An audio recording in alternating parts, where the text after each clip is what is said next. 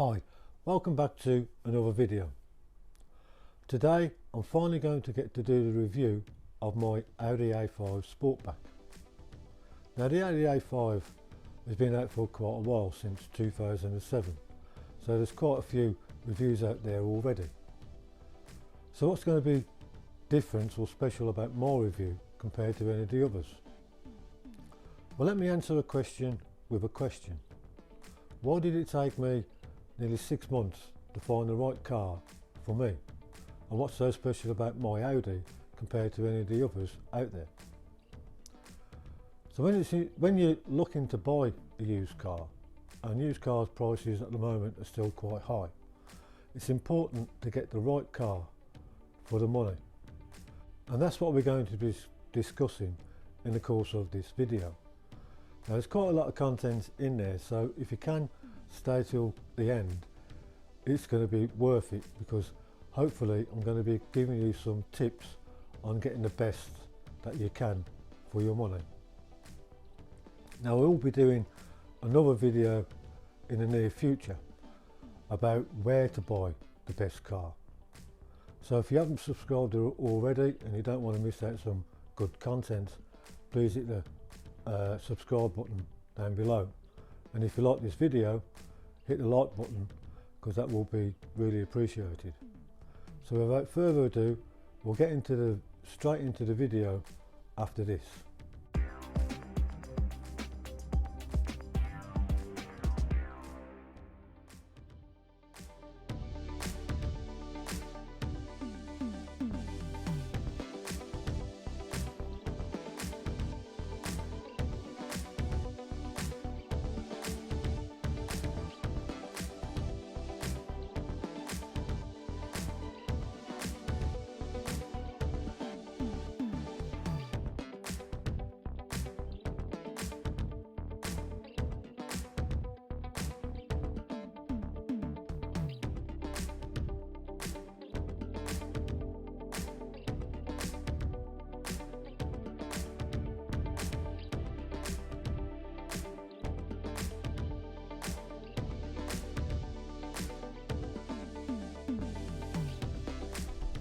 Okay, you've had a good look around the car, and as you can see, this Audi isn't your standard spec that you would get from the factory. And I'll talk a bit more about the spec of this car in a moment. But when you're looking to buy a used car, it's important to know exactly what you are looking for. Now that sounds a little bit daft, but the amount of people that I know of that have said, oh, this car's too big, or this car's too small, I didn't really test drive it enough or think about it, and they ended up wasting a lot of time and a lot of money. So it's important to know exactly what it is that you want. For example, if you're going to do short journeys, then there's really no point in buying a diesel car. If you're going to have a lot of people in the car, then you don't really want to be buying a two-door, because people are getting in and out and it makes things awkward. So it is important to be specific on what you actually want out of a car. Now in terms of budget, it's important to know what your budget is. Sounds obvious, but if you're going to spend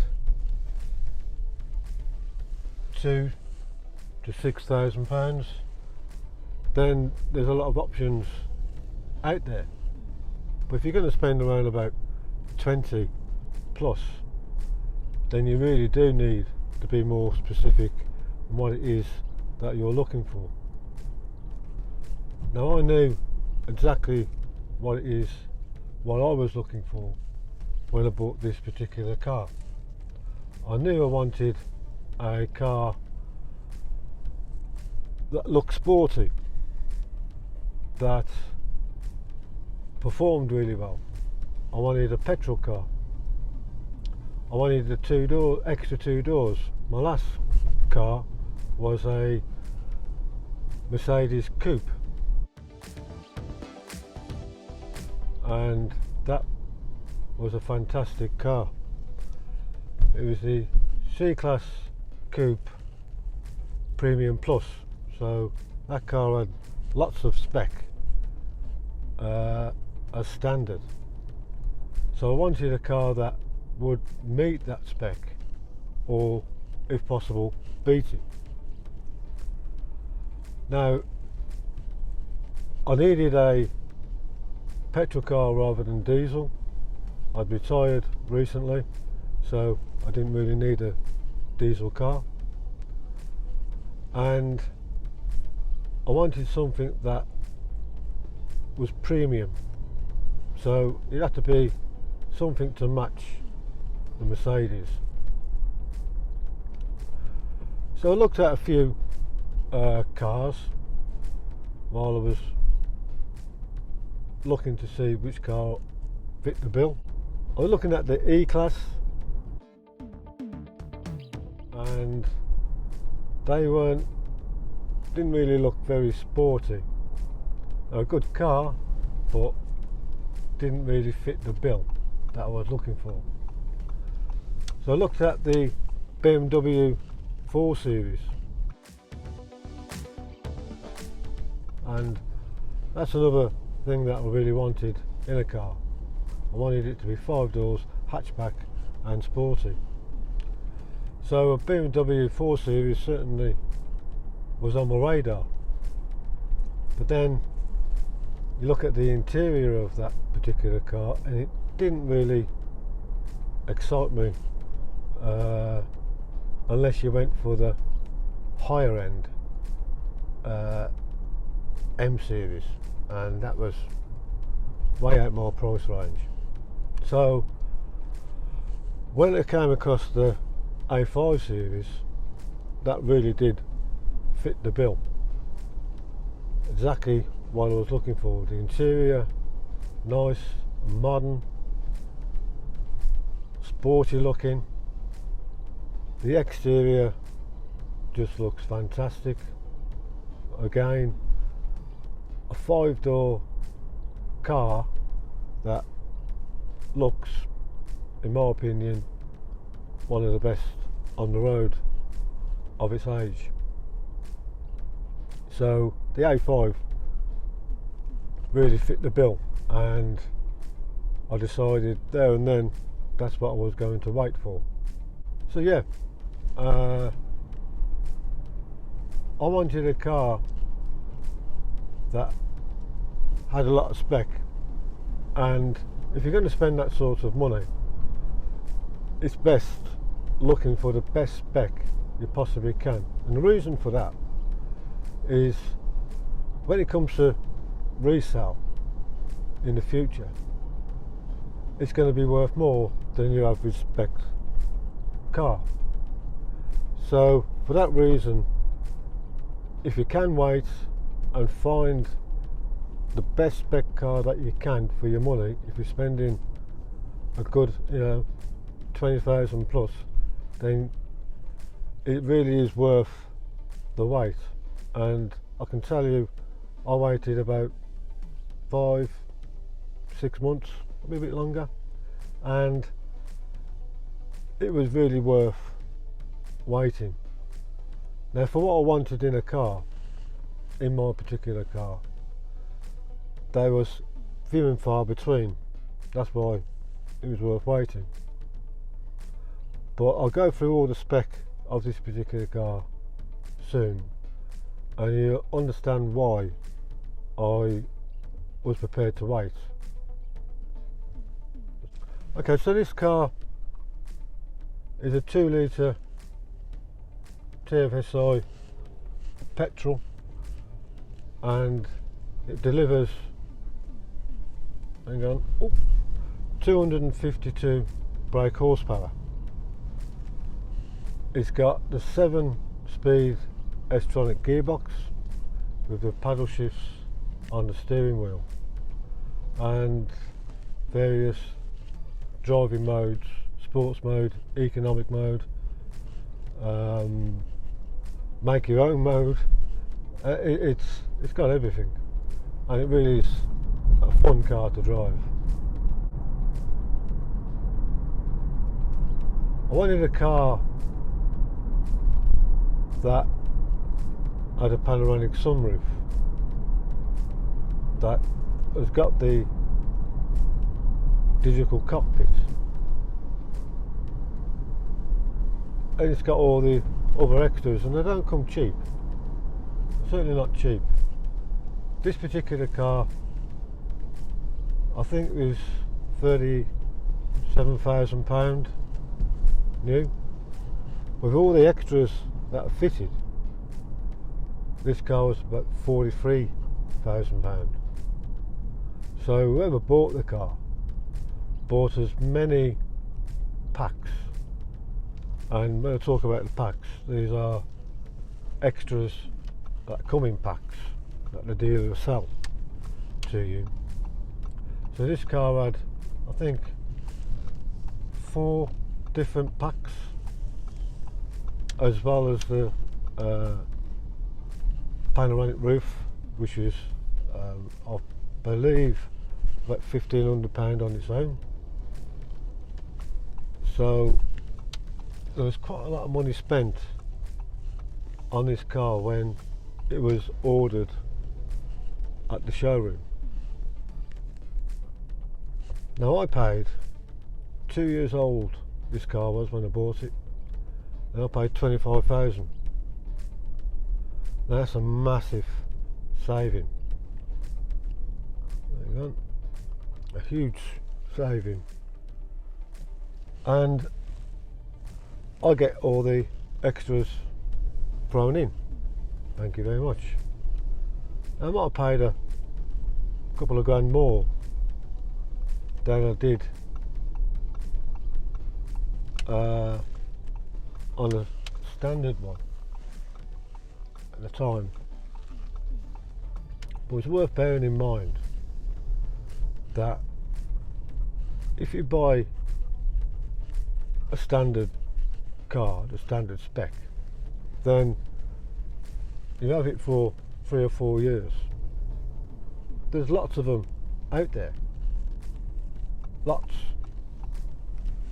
But cars that have got a high amount of spec fitted are few and far between. So when it does come to sell your car, then one, it's a more desirable car to have, and two, people are prepared to pay that bit more to get that car, and that's why it's worth waiting for a car that's got as much spec in as you can possibly find.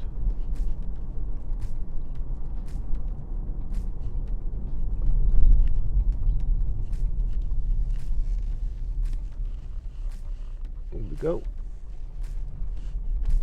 Now this particular model, I'll go through all the specs when we get back, because I don't want to be trying them off the top of my head while I'm driving. So it's important for you to know exactly what this car has got, and to give you a good idea as to why I was prepared to wait for so long for the car. But a bonus tip. So, well, you're welcome. Some people. Anyway, so a bonus tip. If you have got a car, you do go into buying a car that's got a lot of spec from the standard model. When it comes to selling it or trading it in, let's say you're trading the car in, the sales rep, car salesman, whatever you want to call them, they'll put your details of that particular car onto their system. And this is a Audi A5 Sportback S-Line Quattro, and that's what will come up. It won't come up with the pan roof, it won't come up with all the other extras, not unless they actually really dig deep and have a proper look, which they're not really going to bother. So they'll offer you the value of that particular car based on standard spec. Now, at that point, it's worth saying to the dealer, salesman, well, hang on a minute, look at all the packs that was fitted at the factory, all the extras that this particular model, this particular car has got, and I guarantee you, you'll increase your offer without question, because they know that they can sell that car a lot quicker. It's going to fly off their forecourt. So it puts you in a better bargaining position when it comes to trading in the future. Okay. Oh, that was my notes.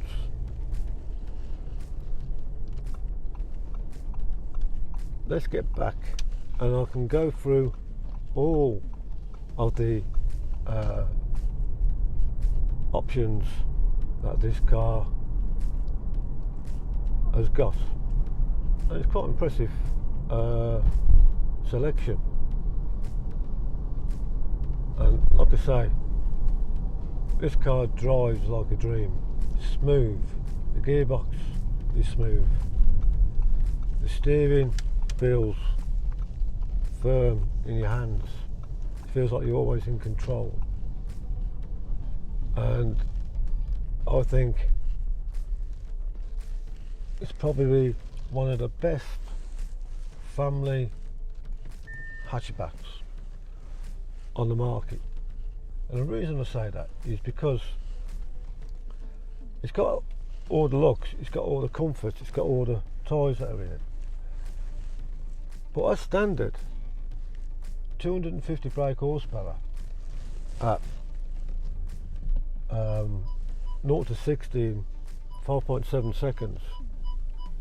That's a family car on top of it being a sporty car, and that to me is brilliant. Okay, let's just turn this off, get my belt off, and I'm going to grab my notes and I'm going to go through the spec and explain to you what it is that I was looking for in a car. So I wanted a sporty family hatchback that had 5 doors. Had to be petrol, like I've said. And the car I had before this was the Mercedes Coupe. Now, it was a beautiful looking car, but it didn't fit the bill. Things had changed, so I needed something with 5 doors, needed petrol, because like I say, I retired, so I didn't need a diesel. And I considered, like I say, quite a lot. So let's have a look at what this car's got. Okay, bear with me.